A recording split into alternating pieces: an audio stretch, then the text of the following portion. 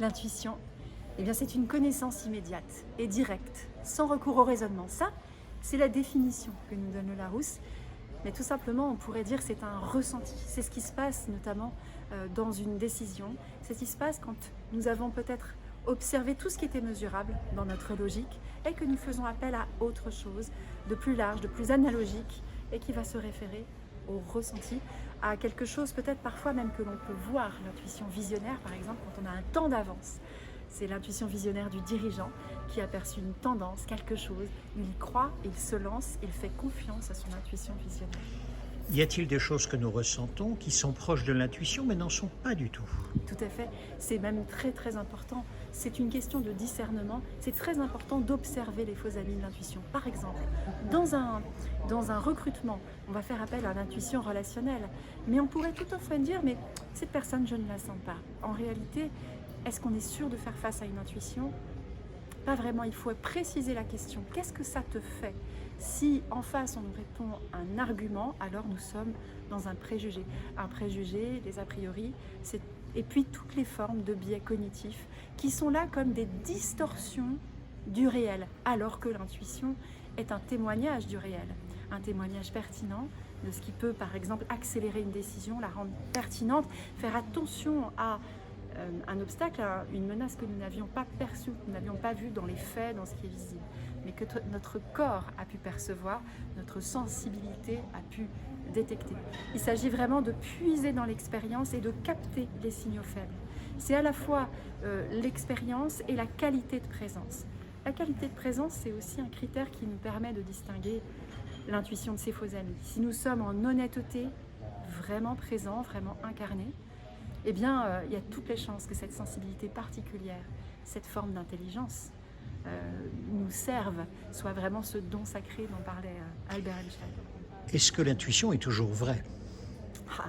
Est-ce que la vérité existe? En tout cas, ce que j'observe chez les intuitifs, c'est très souvent quand ils se laissent vraiment imprégner, quand ils ont métabolisé leur intuition, c'est vrai pour eux. C'est-à-dire c'est vrai pour soi, c'est notre vérité. C'est quelque chose, effectivement, ça pourrait être intéressant d'aller débattre en philosophie, d'aller creuser, explorer cet aspect-là. Est-ce que c'est vrai? C'est juste. Je préfère la notion de justesse. La justesse, en particulier dans l'intuition, dans une décision, la décision particulière du recrutement ou la décision particulière d'arrêter ou de commencer quelque chose, de s'en lancer dans quelque chose de tout à fait inconnu, c'est vrai pour soi, c'est juste. Et en quoi l'intuition sert-elle la décision du dirigeant? Alors surtout aujourd'hui, disons qu'il y a toujours un moment où ce qui est mesurable arrive à une limite. Et cette limite, elle arrive de plus en plus tôt et même de manière assez flottante dans un monde VUCA, comme on le dit, donc volatile, incertain, complexe et ambigu. Pour le dirigeant, c'est d'aller plus vite qu'avant et de façon plus juste. Aller plus vite alors qu'on a moins d'éléments. On peut convenir qu'effectivement, même les plus rationnels, on va avoir besoin de découvrir, de mieux comprendre cette part de l'intelligence si méconnue en Occident en général, mais plus particulièrement en France. On a un rapport au rationnel et surtout un rapport à l'incertitude qui finalement est très particulier. Nous cherchons à l'éviter et pour éviter l'incertitude, nous cherchons à fabriquer des certitudes là où elles ne sont pas. L'intuition, c'est non, plus qu'un recours, plus qu'un refuge, c'est un levier, un facteur clé de succès de plus en plus. Je vais plus loin, Thierry. En fait, l'entreprise post-2020, elle sera intuitive ou elle ne sera pas. Dernière question, y a-t-il du coup un exercice pour pouvoir cultiver l'intuition? Le premier, c'est de se rendre disponible. Le premier, c'est de, par exemple, quand vous aurez terminé de regarder cette vidéo, pourquoi pas éteindre et de prendre un temps de respiration, d'écoute, d'aller vers l'intérieur. Opérer cette métanoïa, c'est-à-dire un retournement vers l'intérieur. On est tout le temps sur l'extérieur, tout le temps informé, mais informé de façon finalement assez limitée.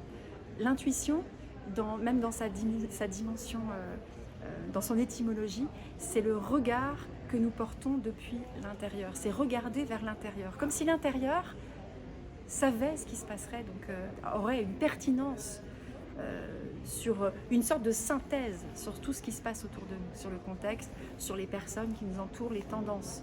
L'exercice, c'est vraiment alors très concret, hein, il existe là sur le registre, sur les supports que nous aurons, il y aura des audios pour s'entraîner. Vous pourrez écouter, parce que ça paraît vague comme ça d'écouter à l'intérieur.